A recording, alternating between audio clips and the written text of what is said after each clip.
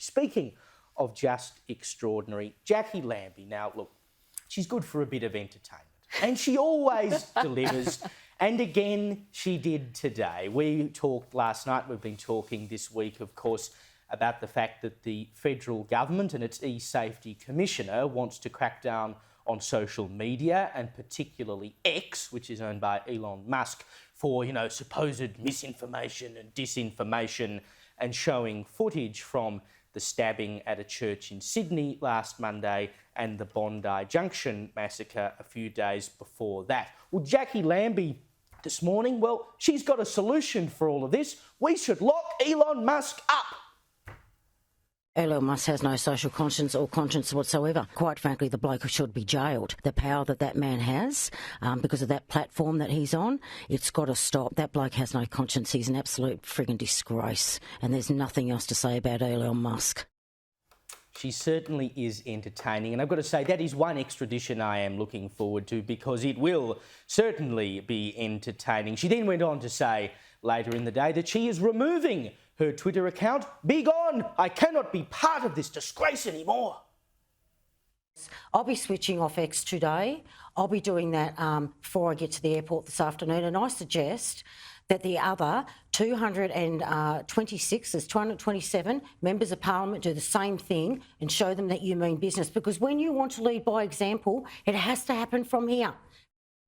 Now, look, she's probably not wrong on that point, because there are politicians who are currently saying, oh, Twitter is terrible, X is terrible, and then they post the clips of them saying that X is terrible on X, as Tanya Plibersek did yesterday. But I mean, she's pissing in the wind here, really. I mean, she wants to jail Elon Musk for allowing too much free speech. This is what happens when you allow activists to become politicians. But she's kind of funny, right? Because she's complaining that there's too much hate on Twitter, and so she's going to fix it by removing herself from Twitter, which is a good start for removing hate from Twitter, because remember how she spoke to people who didn't want to get the vaccine back during the pandemic? We're going to come after you lock, stock and barrel. Oh, yeah. I mean, she spewed some pretty incredible bile against people she disagreed with. So, as of tonight, Twitter is a friendlier place with Jacqui Lambie no longer part of it. And I hope they all take her advice, and the other 200-something of them, which she said, all get off Twitter. It will be a better place without you, please.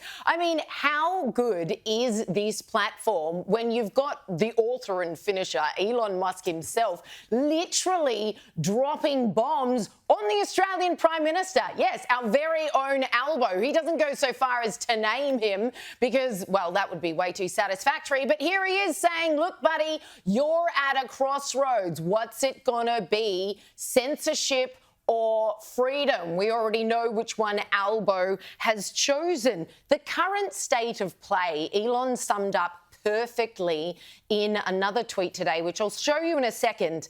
Oh, can we zoom in on that? It's rather tiny. I won't even be able to read it to you.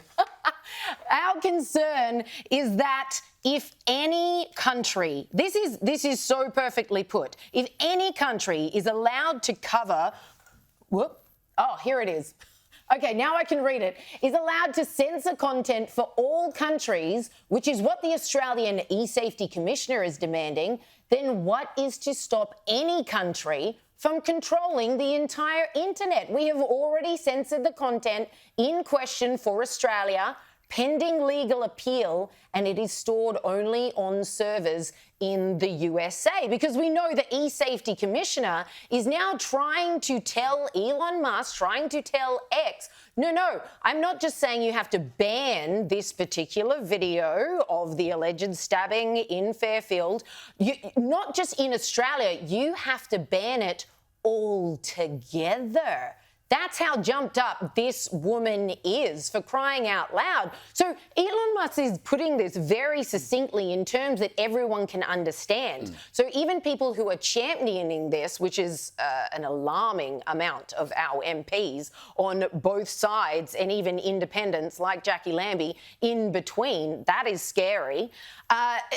He's saying you really want to allow a government to dictate, because that means we're at the behest of any government in the world. I know, and that means all these governments are collectively dictating what you get to say and what you can't say, what you will be fined for saying, not just on my platform, but on every platform. It is so simple. I can't believe people aren't grasping the very nefarious nature of what Lambie, the government, the opposition, we heard from Dutton yesterday being like, oh yeah, I back this 100%.